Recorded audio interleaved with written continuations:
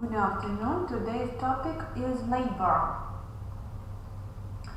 Labor is the basis and indispensable condition for the people's life. People do not only ensure their existence by changing and adapting environment to their needs, but also create the conditions for the development and progress of society. Labor serves as a connecting mechanism between society and nature.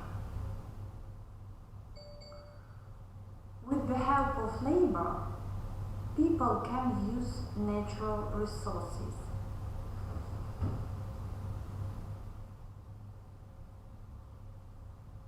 Labor is a purposeful collective action, the way of transmission, synthesized experience from one generation to another. It is an activity to create material wealth.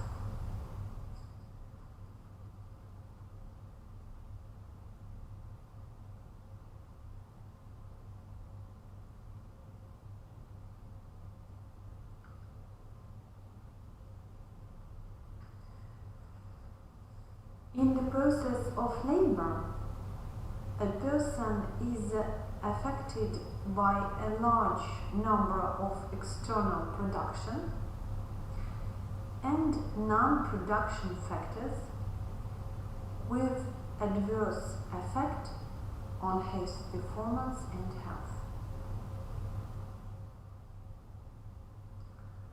Labor is the leading social factor on which the state of workers' health depends. Working environment is formed in the production process and determined by the type and level of technique, technology, and organization of production. Creating healthy and safe working environment are the main challenge facing state healthcare, hygiene science, and clinical practice.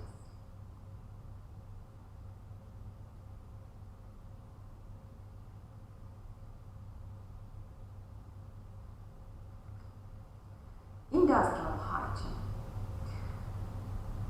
The definition of industrial hygiene is a preventive science that studies working environment and nature of labor, their impact on humans' health and functional condition, and develops scientific foundations and practical measures aimed to prevent harmful and dangerous effects of working factors on working population.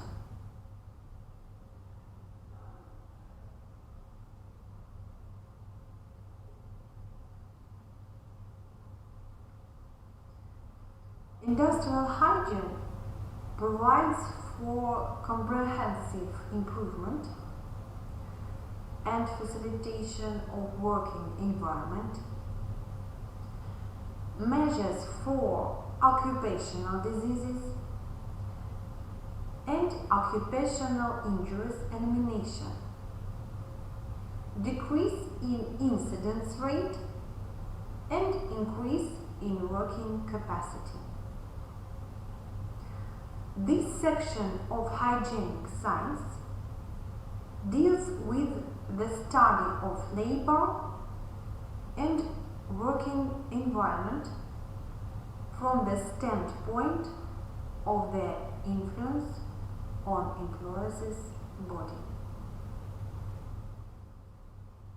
Industrial hygiene develops hygienic standards and preventive measures aimed to create optimal working environment and preserve health and efficiency of both individual employer and entire teams. For this, it is necessary to have a clear idea of social and biological essence of labor, to know well the character of the labor process and its effect on employers, to identify the changes that modern socio-economic conditions and features of labor bring to occupational pathology.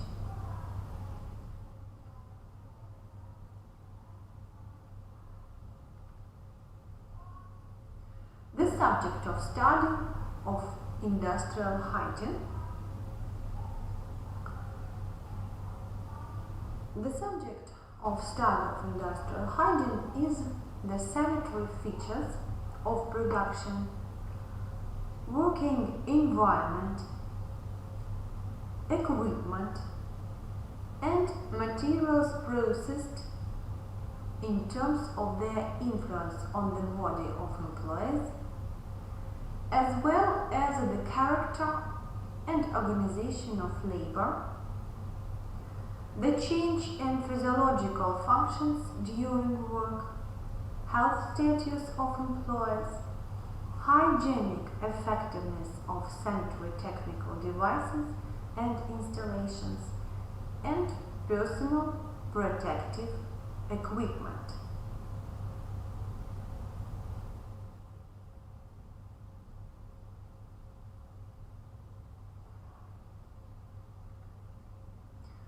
Working conditions are a combination of production and labor factors where human activity takes place.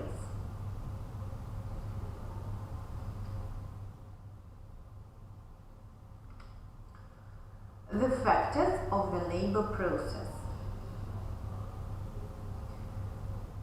The factors of the labor process and the working environment are divided into harmful and hazardous. Harmful production factor can cause, under certain conditions, intensity, duration, etc., occupational disease, temporary or permanent decline in working performance, increase the frequency of somatic and infectious diseases, and lead to impaired health of future generations.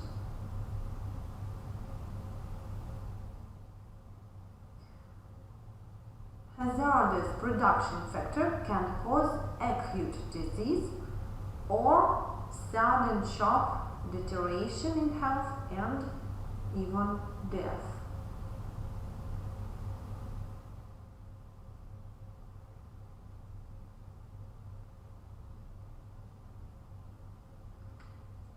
Production factors.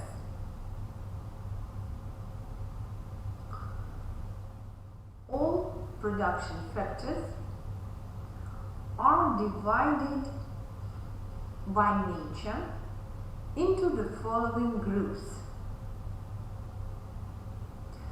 physical factors such as temperature, humidity, air velocity, infrared radiation, non-ionizing electromagnetic field, and radiation, electrostatic fields,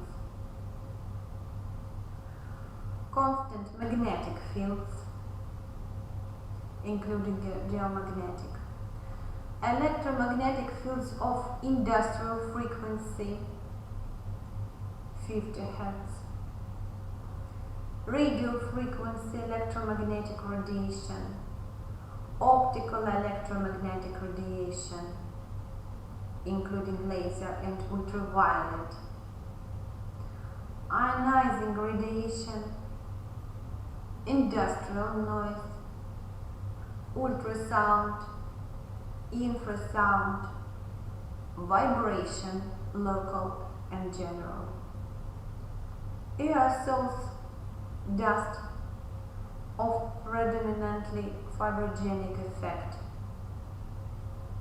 natural lighting, absence or deficiency, artificial lighting, deficient lighting, direct or blinding reflected glare, iridescence, pulsation, electrically charged air particles, air ions.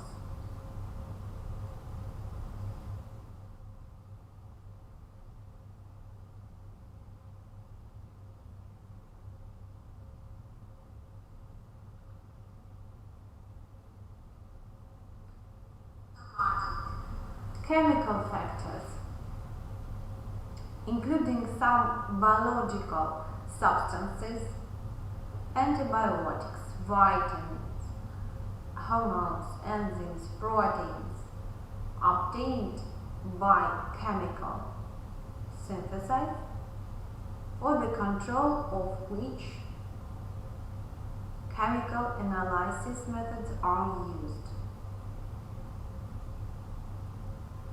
Biological factors are producing microorganisms, living cells, and spores contained in medications, pathogenic microorganisms.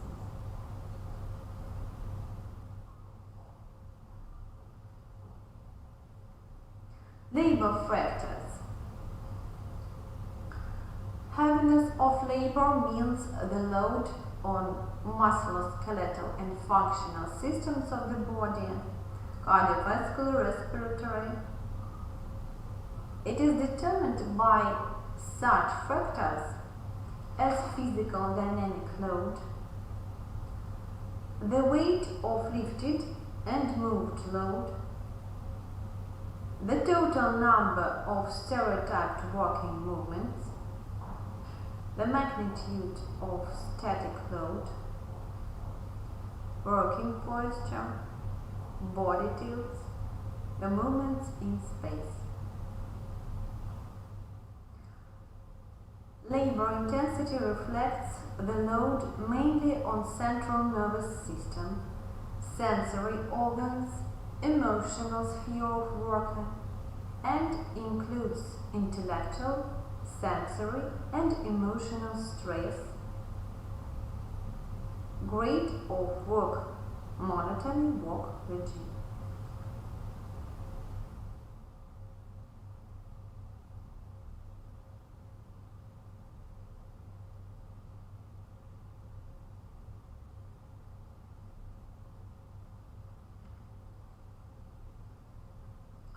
Hygienic standards for working environment.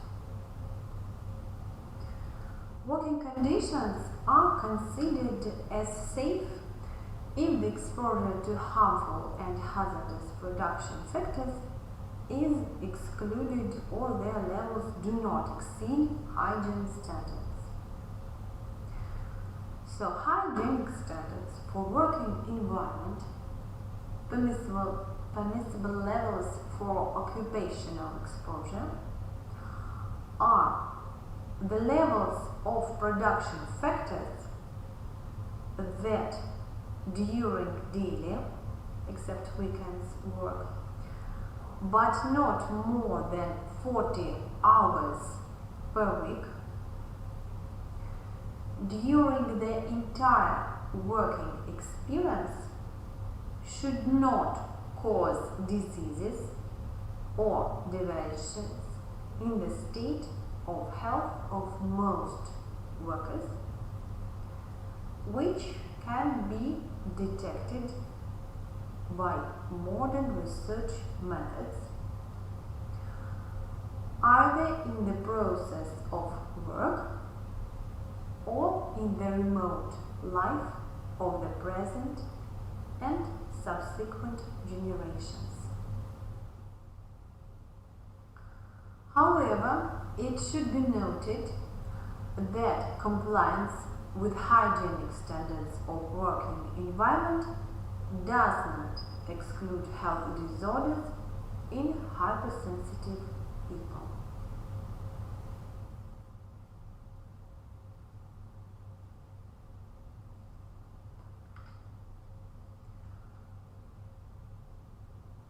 The following classes of working conditions are distinguished. First class, optimal working conditions preserve not only employers' health, but also create prerequisites for maintaining high level of workability. Optimum standards for working conditions are established only for microclimate parameters and psychophysiological factors. Second class,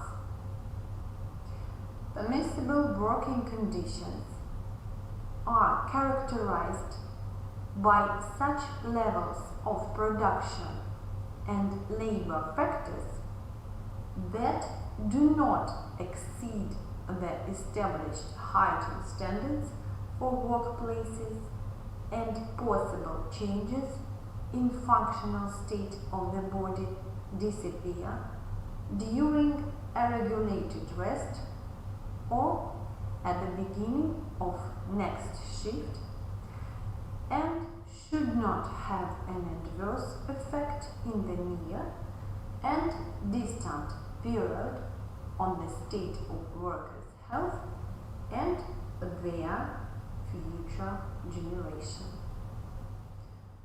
First and second classes of working conditions are safe for workers. Next class, third class,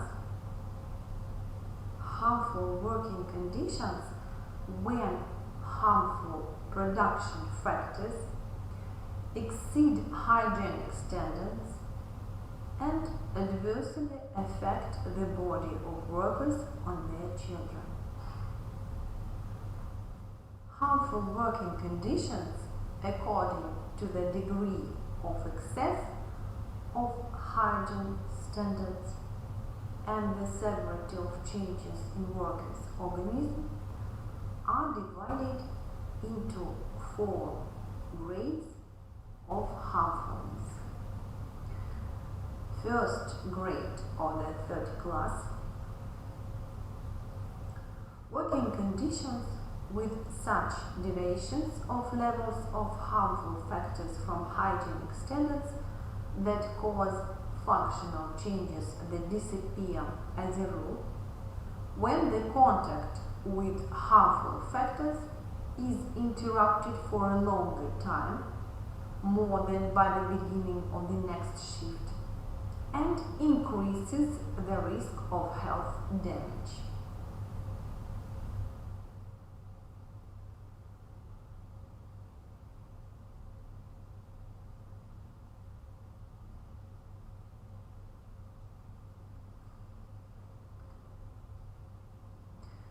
Second grade of the third class.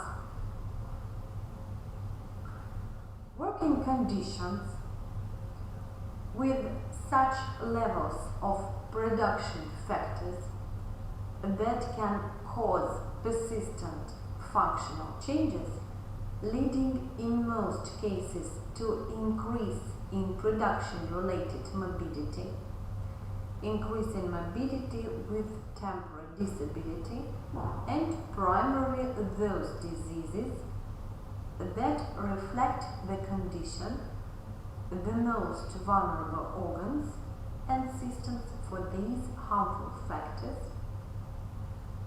to the appearance of initial or mild signs, it means without professional disability, signs of forms of occupational abnormalities that occur after a prolonged, often after 50 years of work or more exposure.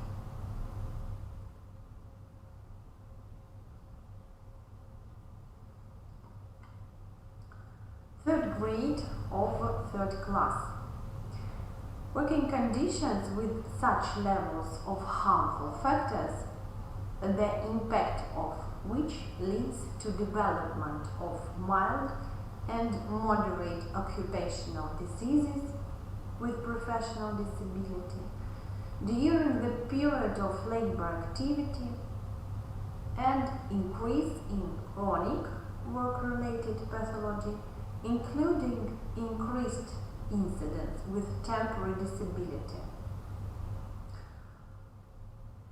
Grade number 4 of the third class, working conditions in which several forms of occupational diseases and high morbidity with temporary disability can occur. Class number 4, fourth class.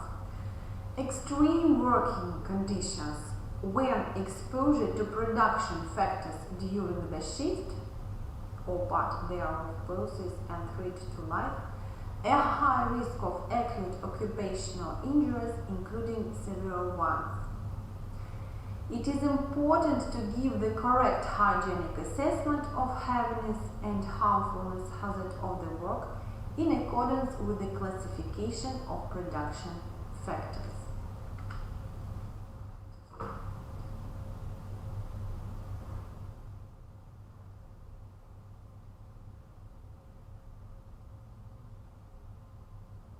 Occupational physiology.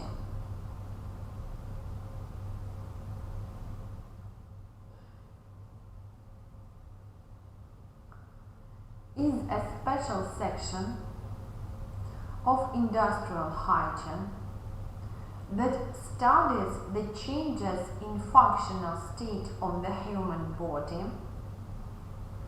under the influence of labor process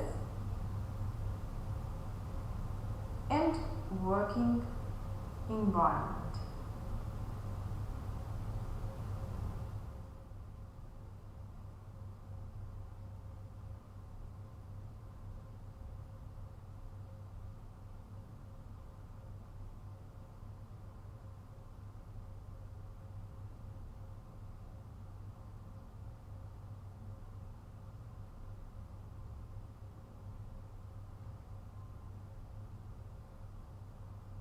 The main goal of this section of the hygienic science is to develop and substantiate measures to optimize the labor process to the maintaining high performance and human health for a long time and the fatigue prevention.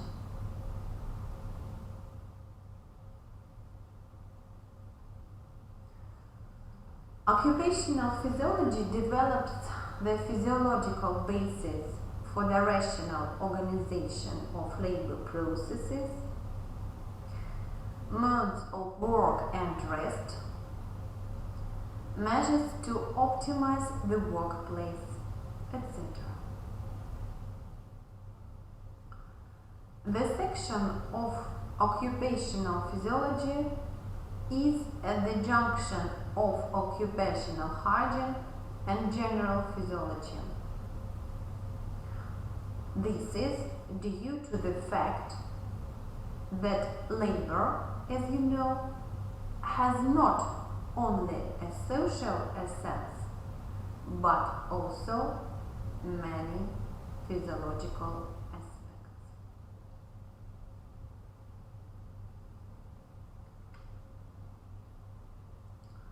Oxygen consumption.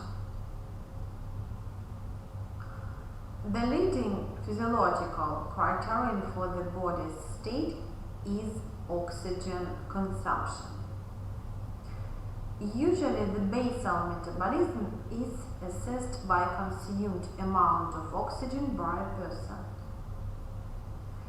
Basal metabolic rate is affected, for example, by gender, age, food composition, climatic conditions. The amount of consumed oxygen significantly changes during work process.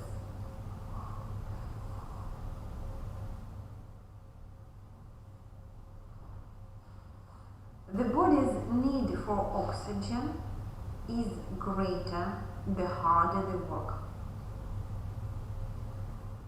The amount of oxygen needed to completely oxidize the decay products per minute is called the oxygen request. And the maximum amount of oxygen that the body can receive per minute is referred to as oxygen limit. So you should remember oxygen request and oxygen limit.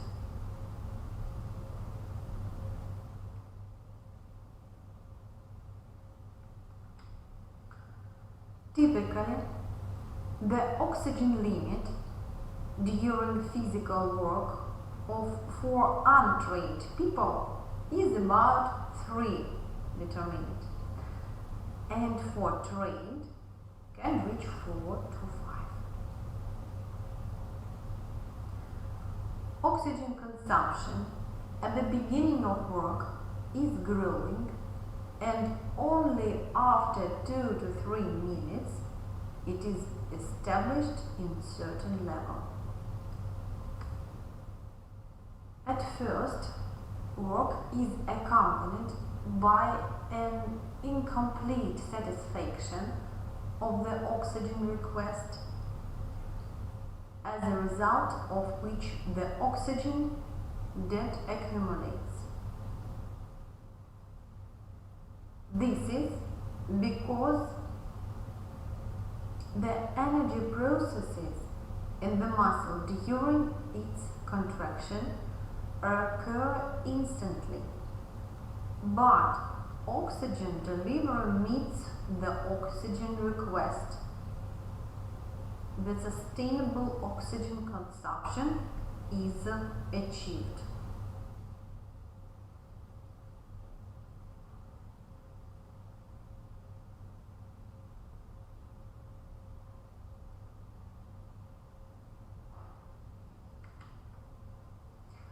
Oxygen debt formed at the beginning of work is fully repaired after its termination during the recovery period. Oxygen consumption is constantly increasing in hard work until the oxygen limit is reached. If the oxygen request during work exceeds the oxygen limit, then the so-called false steady state occurs. While oxygen consumption reflects only the oxygen limit and not the true oxygen demand. The recovery period is significantly lengthened.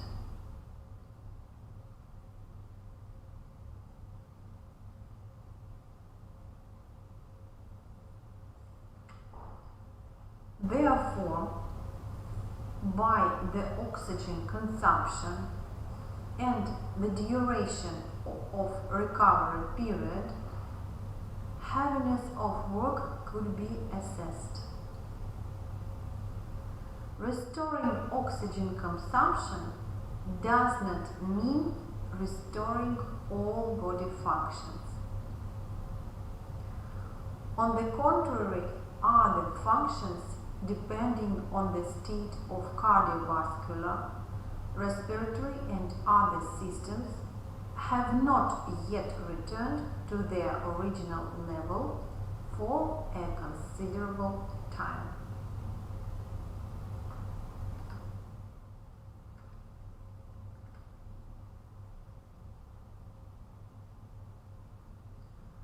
Work activity is always associated with the transition to a new level of functional state of the body. In this case, the most expressed changes are developed of nervous, cardiovascular, and respiratory systems, functions simultaneously blood composition and water-salt metabolism change. Even before the work starts, conditions reflex functional shifts occur in the body, which include increase in metabolism, heart rate, and respiratory rate. The conditioned irritants are the work environment and time of a day.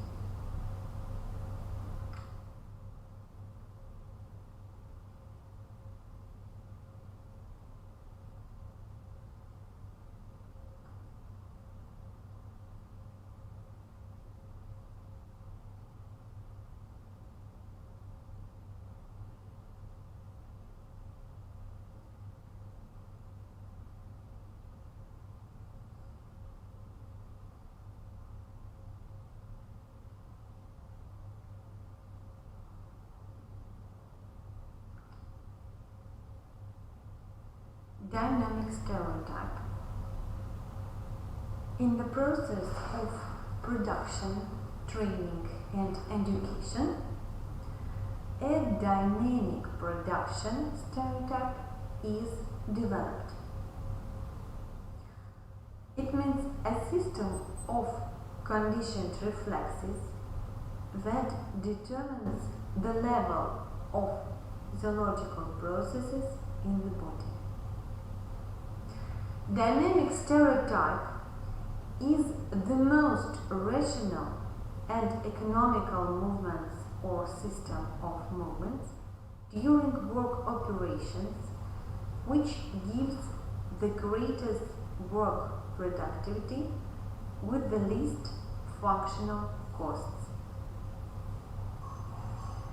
The dynamic production stereotype includes the duration of the implementation of the basic elements of work, micropauses, etc. The development of a dynamic stereotype underlies the acquisition of professional skills,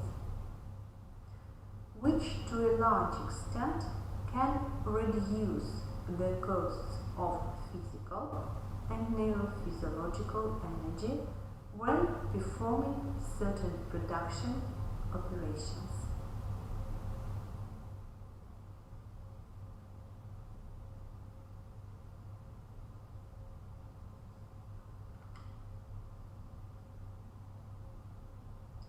Processes in the central nervous system. At work activity, the processes of excitation in the central nervous system are amplified. At the same time, the processes of inhibition are deepened due to the balance between these main processes is kept. Such state can persist throughout the whole day at a relatively light work, at highly intensive work. From a certain point, protective inhibition processes begin to prevail in the cortex.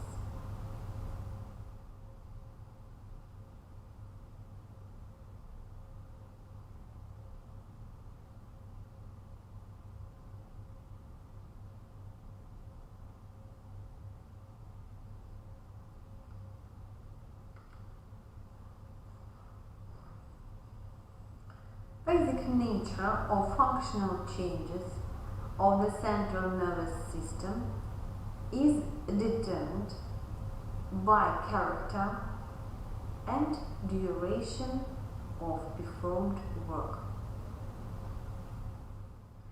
In the excitation phase, increase in conditioned reflexes, decrease in the latent period, acceleration of differential inhibition, and sensory motor reactions, as well as increased decay of glycogen, adenosine, triphosphate, and creatine phosphate are observed.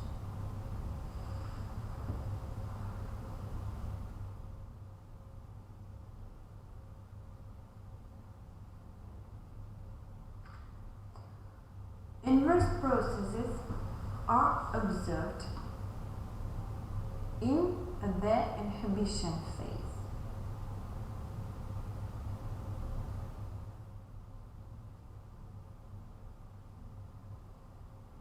Decrease in conditioned reflexes,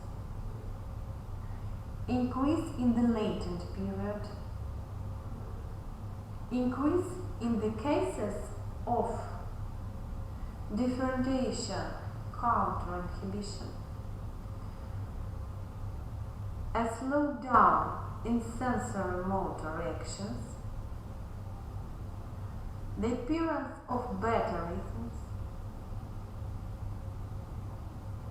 and subsequently alpha reads on EEG, phase states, transcendent inhibition.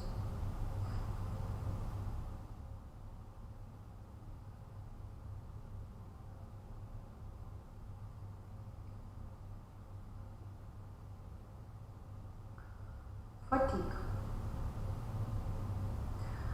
Such a key concept as fatigue is associated with inhibition process in the central nervous system, and its prevention is one of the main tasks of occupational physiology.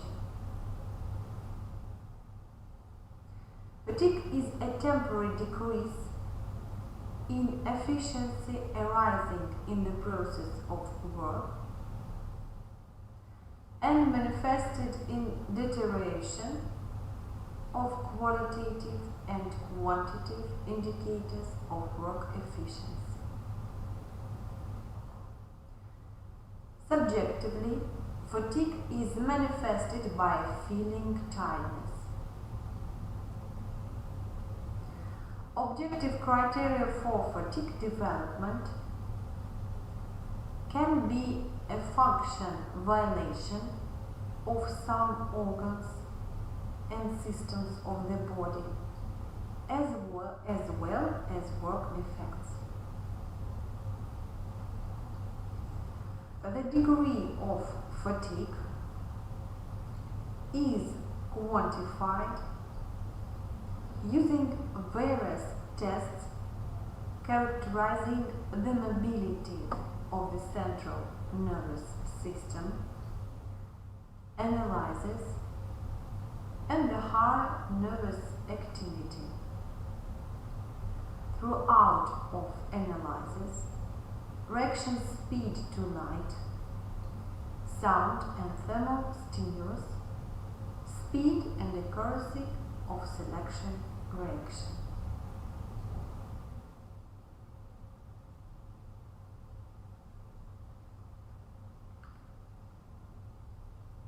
Fatigue also has phasic nature. This is manifested in change of efficiency during both the working day and the working week. In working day, the following periods of efficiency change can be distinguished. Warming up period at the beginning of work, period of stable efficiency, working excitement, efficiency during the pre-dinner period, the second warming up period after the lunch break, the second period of stable efficiency, the second period of reduced efficiency occurring 1 to 2 hours before the end of work, short-term period of increase in efficiency at the end of the working day, caused largely by nervous emotional stress and therefore characterized more often by a quantitative rather than qualitative increase in work efficiency at the background of developed fatigue. The warming up periods, stable work efficiency, and its decrease are also observed during a working week.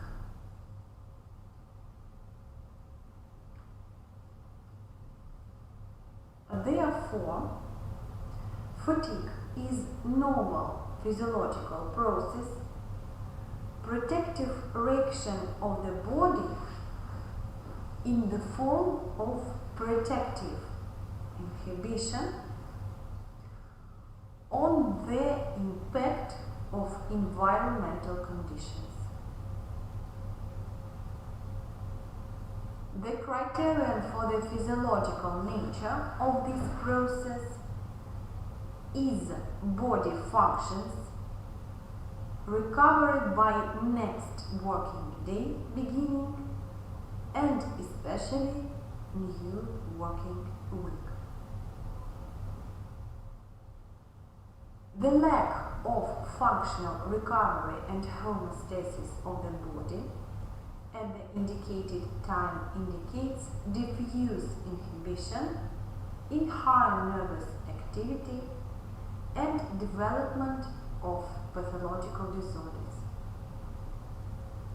This condition is characterized as overwork and requires not only preventive measures but also treatment.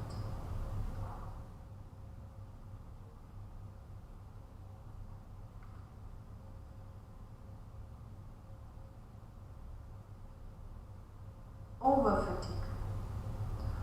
Overfatigue should be regarded as a pathological condition that occurs when the body does not systematically rest sufficiently during heavy or prolonged work and its working capacity is not restored.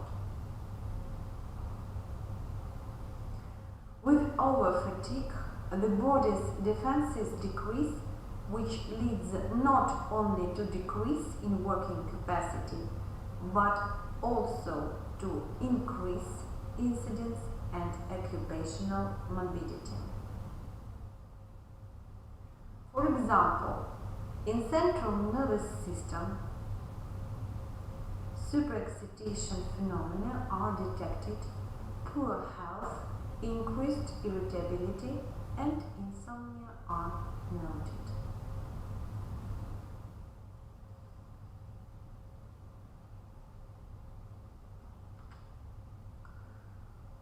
Overfatigue can lead to nervous, cardiovascular disease, hypertension, peptic ulcer disease, ulcer disease.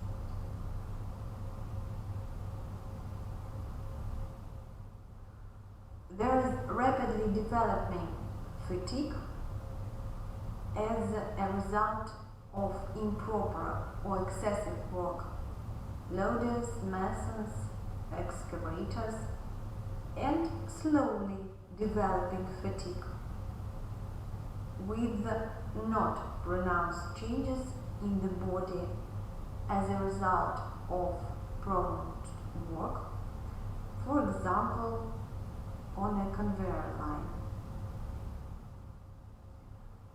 Rapidly developing fatigue occurs as a result of central coordination of functions violation and occurrence of emergency fog of inhibition as a result of central coordination of functions violation and occurrence of emergency.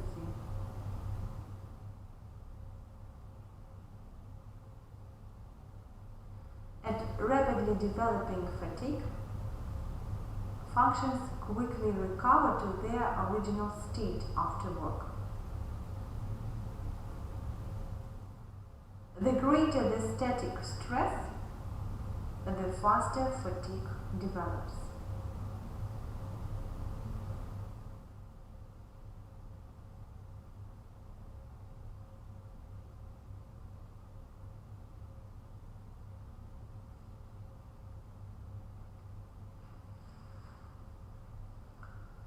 Currently, there are many theories of fatigue developments. The most reliable hypothesis is based on decreasing of brain cells' working capacity. Fatigue develops when the balance between the main nervous processes changes and inhibition prevails over excitation.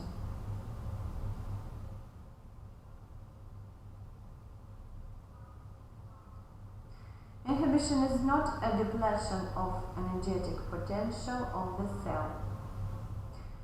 It allows the nerve cell to not respond to incoming impulses, as a result of which activity ceases.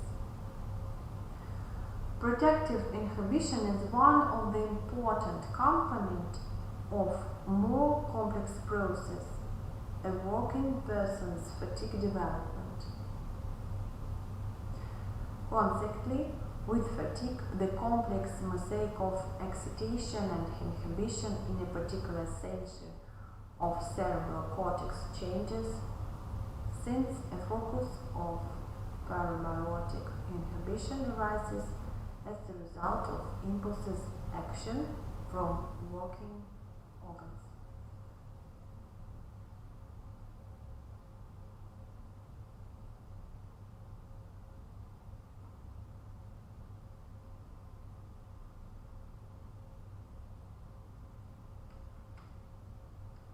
The preventive measures. Among the preventive measures aimed to reduce fatigue, we can distinguish exemption from hard physical or monotonous work, the organization of psychophysiological unloading rooms, ensuring favorable conditions of external working environment and psycho-emotional environment, development of dynamic stereotype through training and exercises, rational pace, working rhythm and mode, proper equipment of workplace, compliance with production aesthetics, moral and material incentives. In order to maintain high work performance and prevent fatigue, it is very important to establish the optimal working regime. First of all, work rhythm. Rhythmic work involves a uniform load during the work shift, week and month.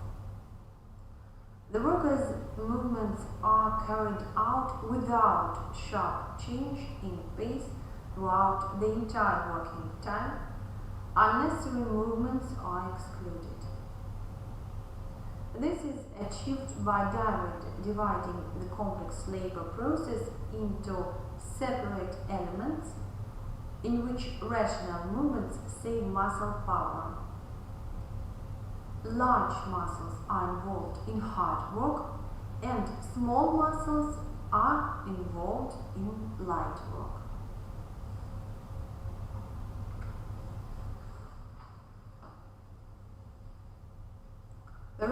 working activity promotes the formation of temporary connections, the creation of dynamic stereotype, and the automatism of labor movements. With an optimal work rhythm, the highest work performance is achieved with the lowest energy expenditure, stable, somewhat increased level of glucose in the blood, and low level of lactic acid. Violation of work rhythm causes decrease in efficiency, leads to loss of results achieved during work. Frequent unjustified interruptions in work cause negative emotions, which does not only lead to decrease in working capacity, but can also cause some diseases, for example, cardiovascular pathology.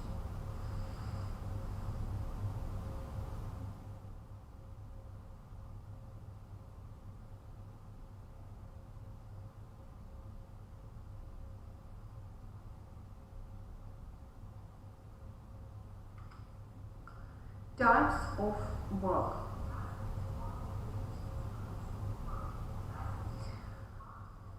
Repetitive work is defined as monotonous work and can lead to reduced performance and fatigue due to cortical inhibition.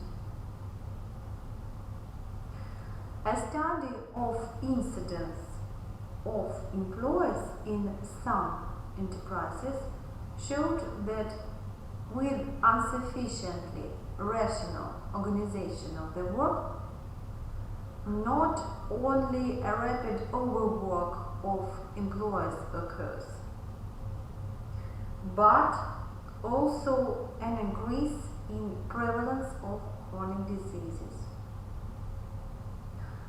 Rhythmic work increases work productivity to 20% and leads to decrease in general and occupational morbidity. So all types of work are divided into physical and mental according to the level of physical energy expenditure. However, with the development and differentiation of various types of work, a mixture of different types of activity occurred, which led to the appearance of new forms of work.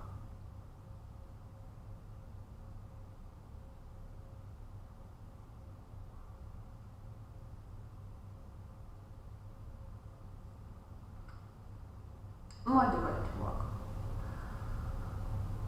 Physical work. The work requiring considerable muscle force includes professions that require severe and moderate physical load.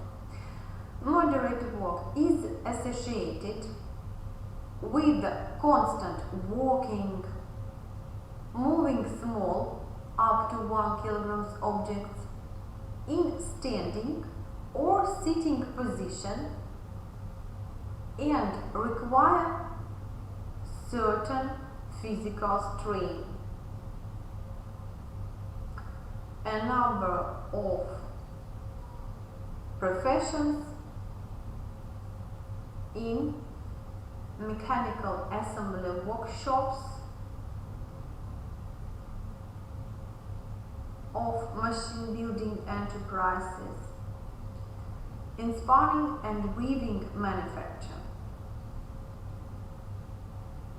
Work related to walking, moving loads up to 10 kilograms and accompanied by moderate physical strain.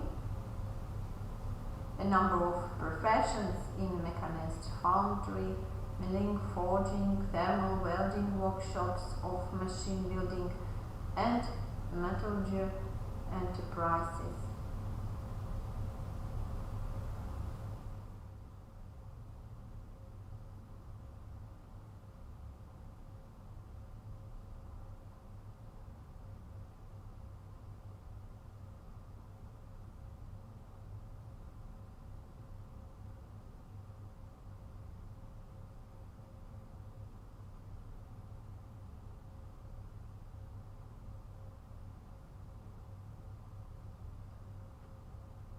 Hard physical work is associated with the constant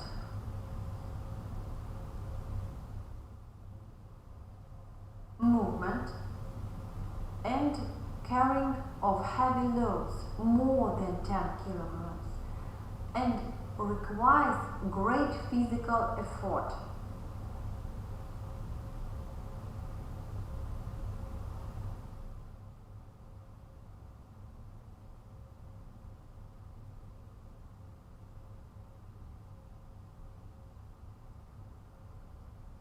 These types of work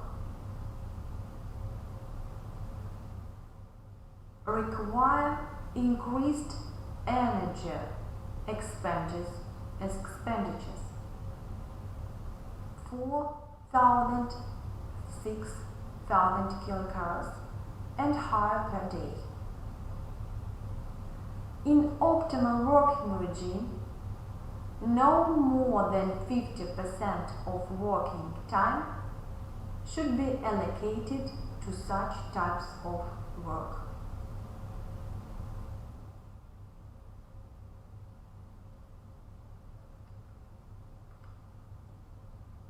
Mechanized work. Distinct feature of many professions is a decrease in the level of muscle loads and complication of action program. In conditions of mechanized production, regional and local muscle loads prevail, which can be both dynamic and static.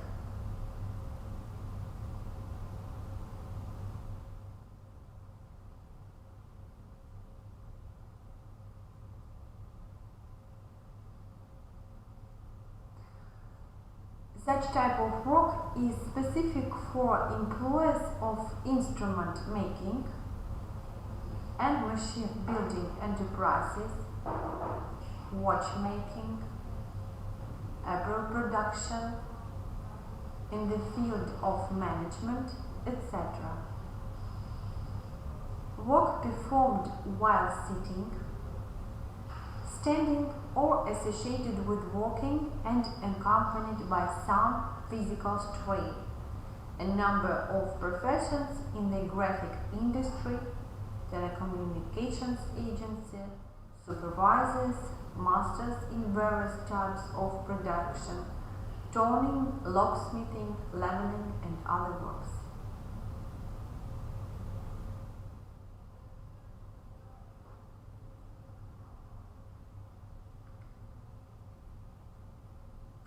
Particular attention should be paid to group forms of work. Conveyors. Examples of group forms of labor are work on the flow line conveyor, which is characterized by the movement of a component part from one workplace to another. Work on such lines can be light or with local muscle strain.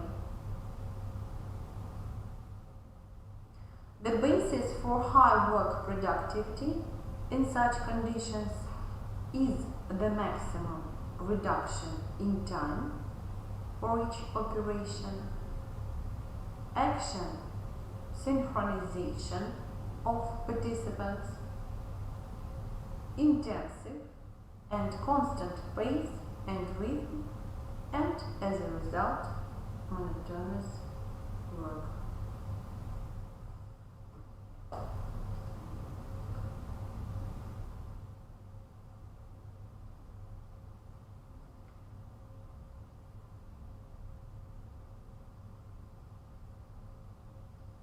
Examples of these professions are press operator,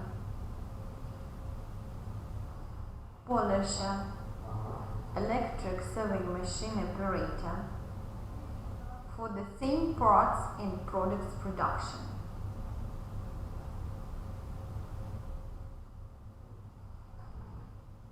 These professions are characterized by monotonous work due to a fairly high pace, uniformity of rhythm, and type of operations performed. Dramatically reduced creative activity is observed. At the same time, work intensity increases due to the pace of operations and visual analysis attention due to the need to control the accuracy of their actions and because of small-sized materials.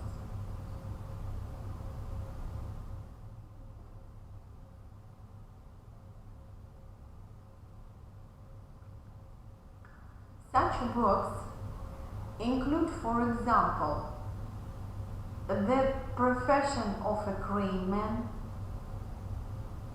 drivers of overland transport, a combine operator, and a tractor driver.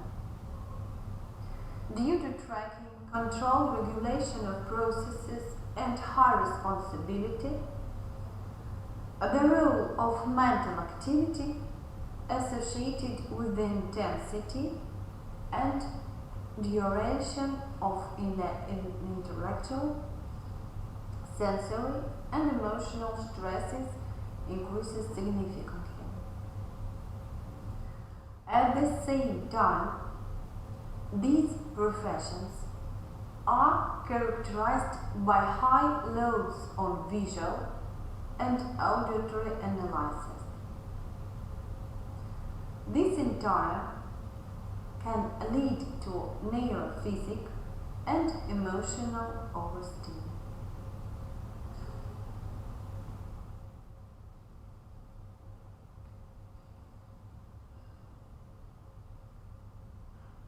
Indicators of energy expenditure during the performance of certain works allow us to only relatively assess of work severity, since other important points, training, work organization, work and rest regime, the state of air environment, also affect energy expenditure. Energy expenditure can be used for comparative assessment of various modes of work and rest. Many kinds of work combine physical heaviness and nervous strain of varying degrees.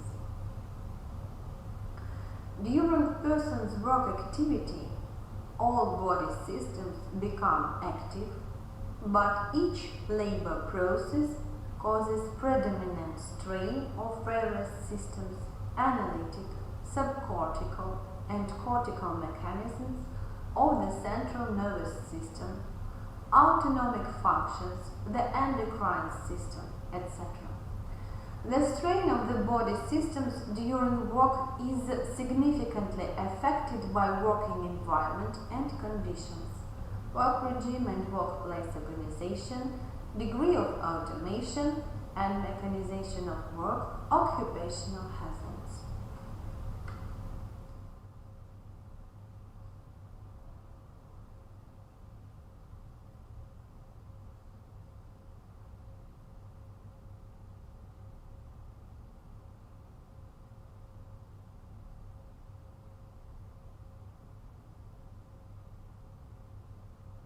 Changes in the body in the process of physical work. The physiological changes during particular work are determined by its heaviness and duration, as well as the fitness of the person. Identified changes in some cases have compensatory character. For example, during physical work, increased heart rate, systolic discharge, volume and air of capillaries in the working organs are observed. Myocardial hypertrophy may develop. During work, heart rate of a blacksmith increases, the systolic pressure rises to 50, 70. The workers of hot shops also have significantly high heart rate, increased systolic discharge, and cardiac minute output, initially increased and then lowered blood pressure. All these indicators return to normal in different times after work termination and therefore should be considered as physiological.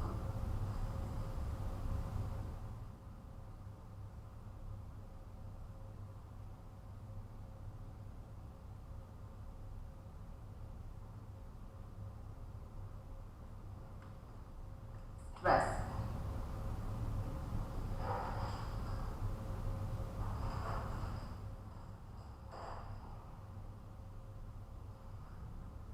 Not all changes that occur in the process of work can be considered as physiological.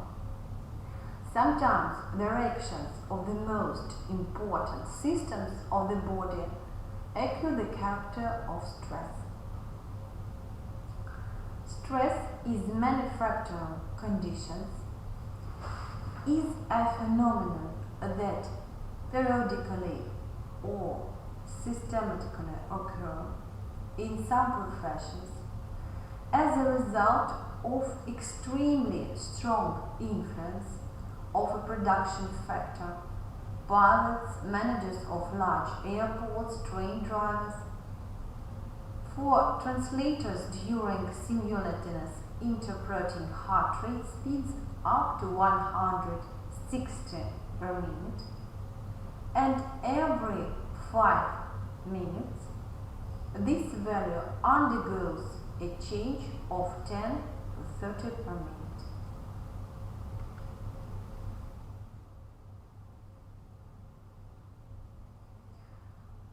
If reactions intensity is excessive, they can go into persistent functional changes that represent a certain occupational pathology.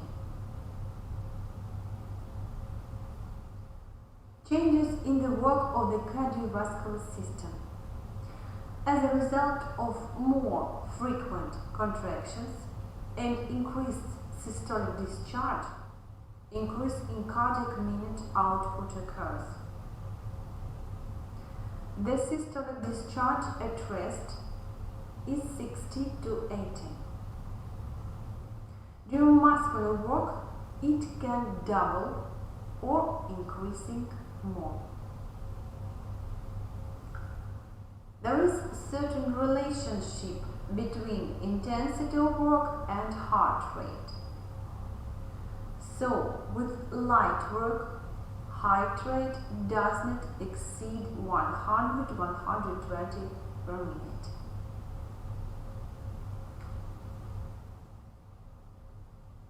During hard work, heart rate can reach 140-160 per minute or more. Naturally, a change in heart rate during work largely depends on fitness. Other things being equal, a trained person has a lower heart rate than an untrained person. In untrained people, increase in cardiac minute output during work is provided mainly by increase in heart rate in trained people and increase in systolic discharge. After the work termination, the heart rate decreases sharply. However, the recovery time of the pulse to its original value is largely determined by severity of performed work. So, with moderate work, the pulse rate may exceed the initial level by 26 per minute, with moderate work by 44 per minute, and with hard work by 45-50 per minute. The recovery period is 31, 65 and 70 minutes respectively. A special role in vascular regulation is played by metabolic products, as well as adrenaline, which causes vasoconstriction of internal organs, and antidiuretic hormone vasopressin, which acts on arteries and capillaries.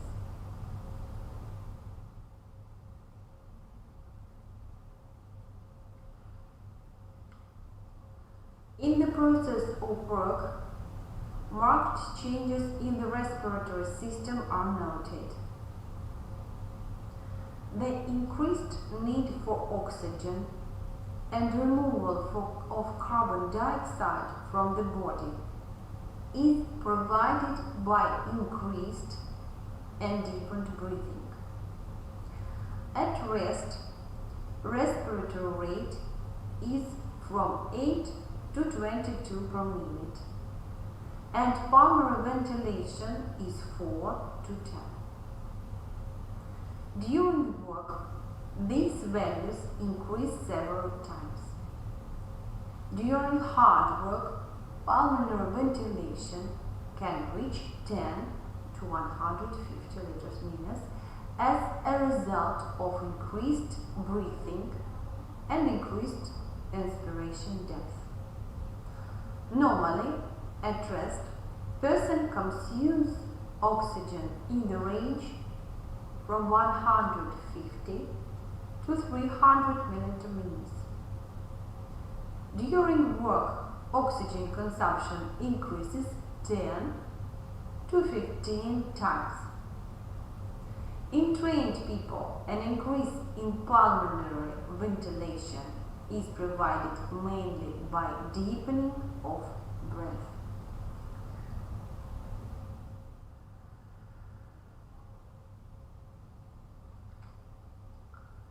During muscular work, significant morphological, physical and chemical changes in the blood occur.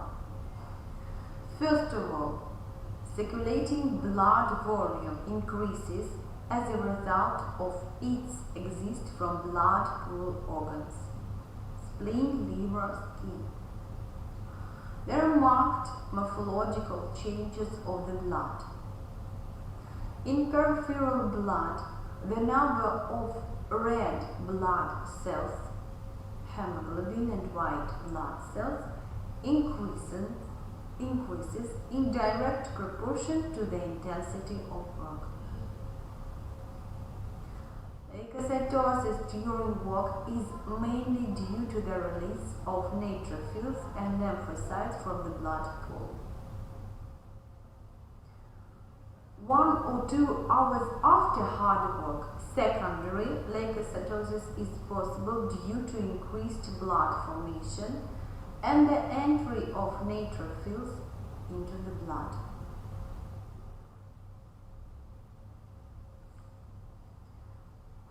Various types of work cause significant chemical changes in the blood, primarily the content of glucose, lactic acids, gases, as well as the size of alkaline reserve. Usually at rest, the blood glucose content is 4.4 to 4.95. millimole nugget.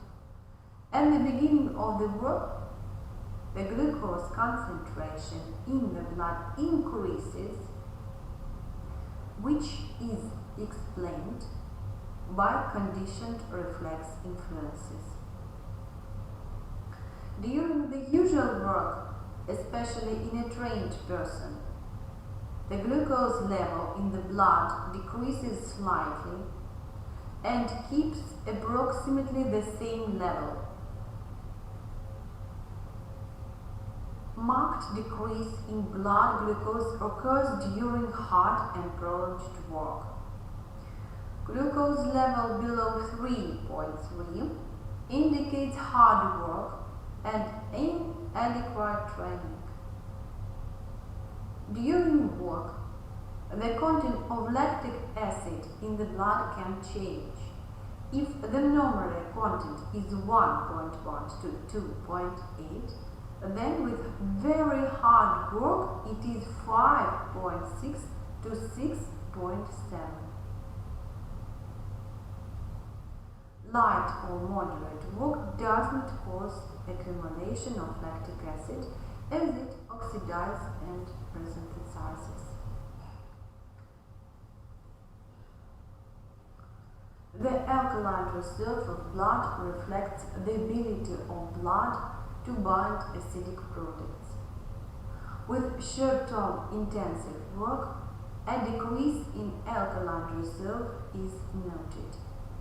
The higher the content of lactic acid, the lower the alkaline reserve. Carbon dioxide concentration in the blood depends on cation's level in it and intensity of pulmonary ventilation. At rest in the arterial blood, the carbon dioxide content ranges from 44.6 to 54.7.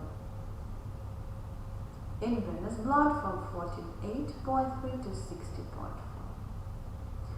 During work, carbon dioxide content in the blood decreases, which is due to carbon dioxide binding to cations and removing from the blood during hyperventilation. Mental work usually includes work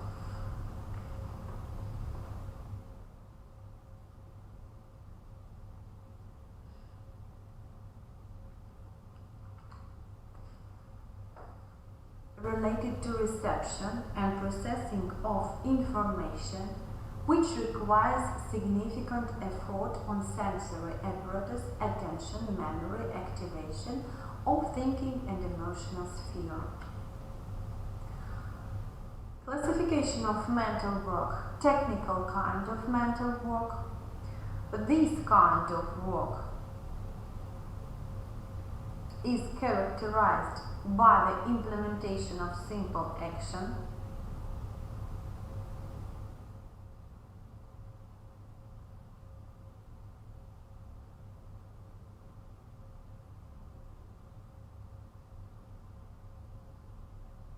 the reception a low density of signals and messages, the making stereotyped decisions. It is not accompanied by lack of time. This kind of work includes such professions as lab technicians, typists, nurses. Managerial kind of mental work. This group includes the heads of enterprises and institutions as well as teachers. This kind of work is associated with an excessive increase of information volume, lack of time for its processing, an increase in social significance and personal responsibility for making decisions, an irregular load, non-standard decisions, and the periodic recurrence of conflict situations. The operator kind of work. This group includes the profession of operators associated with controlling of machines, equipment, processes. This kind of work is associated with great responsibility and high neuroemotional stress. An important feature is monotonous environment to repeated stereotypic and monotonous actions and work on the background of low physical activity due. Such professions include operators of automated lines and systems, telephone operators, telegraph operators, railway, and aviation dispatchers. Creative work is the most complex kind of mental work, requiring special preliminary training, high intellectual level, and qualification. This is the work of scientists, writers, composers, artists, architects, designers, which involves the creation of new algorithms based on years of training and high qualification. Such workers should have a good memory, creativity, ability to focus attention for a long time, which leads to increased neuroemotional stress. The work of pupils and students requiring a strain of memory, attention, perception. Stressful situations arise during control tests, exams, and in preparation for them. At the same time, physical activity caused by physical education classes and sports sections is also characteristic for young people. The result of improvedly organized work can be neuroses, cardiovascular, and anatomic nervous system disorders.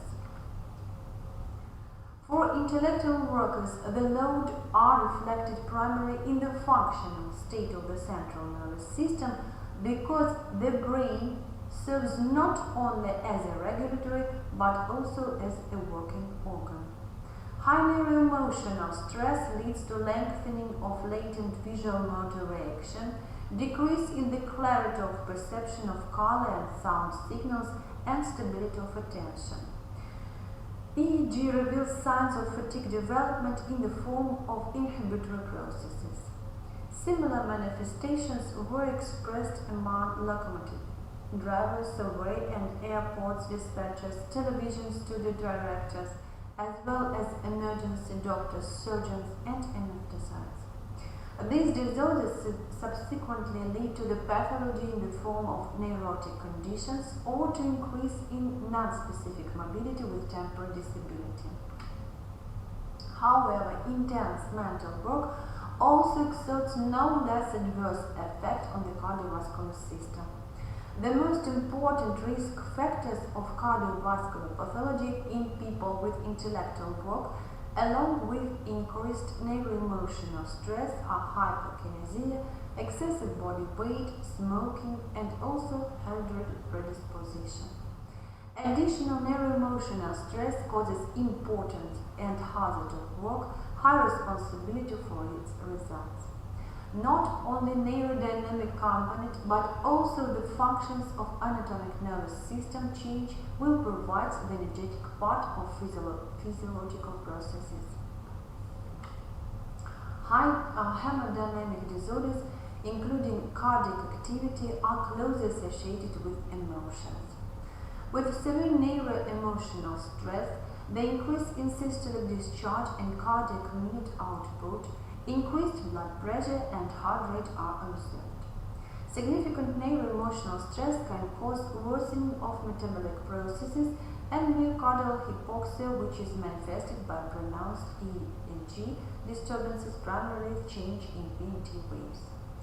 Intense mental work is accompanied by increased activity of sympathetic adrenal and hypothalamic pituitary adrenal systems, since they play a leading role in mechanisms of emotion formation.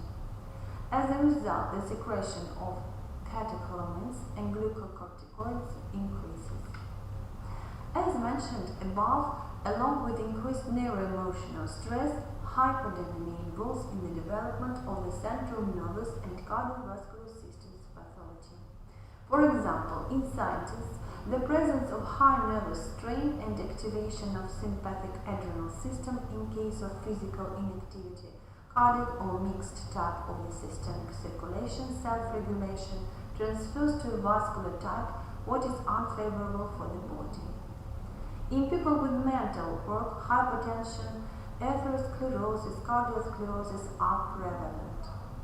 The incidence of hypertension, heart disease, and peptic ulcer disease is significantly higher among metro drivers, airport and rail controllers than among coal, metallurgy, mechanical building, and textile workers. The majority of professions combine elements of both physical and mental work. However, currently high intellectual, sensory, and emotional stress is prevalent. This accounts for the great independent significance of mental work physiology. The occupational physiology. Occupational physiology is a new, independent section of occupational hygiene. Occupational physiology studies the characteristics of various kinds of work depending on social, historical, and specific production conditions, on tools and methods of occupational training, and requirements for physiological qualities of workers. The objects of study of work physiology are not only working activity itself, but also worker's personality, in particular his professional abilities, working environment, interpersonal relationships, objects and products of labor, methods of production training, and vocational guidance. The occupational physiology is an independent science is based on the elements of hygiene, occupational physiology, and also physiology. Occupational physiology allows to use the principles of general physiology to improve quality of work and facilitate it to successful occupational training and vocational guidance of workers. Advances of occupational physiology help to improve not only labor activity, but also the personal qualities of employers, working environment, workplace, methods of production training. The occupational physiology is a multifaceted science that includes several important sections. They are physiological labor examination, vocational guidance and professional selection, physiology of occupational training, combining the problems of studying and forming labor skills, training and labor education. Engineer physiology developing requirements for jobs in terms of their compliance with physiological principles. Physiological aspects of labor organization and regulation of labor. Since personality traits affect intellectual and physiological functions, it is necessary to identify personality traits that contribute to the overall development. Identification of these features and early signs of changes in the human body allows optimizing the mode of work and rest and developing preventive measures to prevent diseases. To study personality characteristics, physiological examination is carried out. At the same time, they study such business qualities as the ability to navigate in a difficult situation, the efficiency of decisions made, self-confidence, literacy, which in turn depends on intelligence and other personal qualities.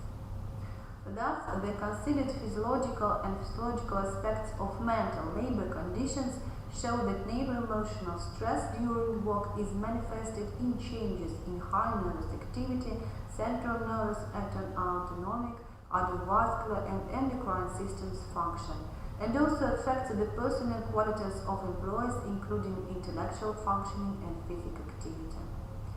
In order to optimize the labor, in intellectual activity, Vidyansky and his followers have developed principles that include gradually entry into work, maintaining an optimal rhythm of work, observing a certain sequence of operations, the correct alternation of work and rest, uniform and systematic activity, which allows for more reliable development and consolidation of work skills. An important element of overload prevention is autogenous training and sessions of physiological unloading, which can prevent overwork and maintain high efficiency.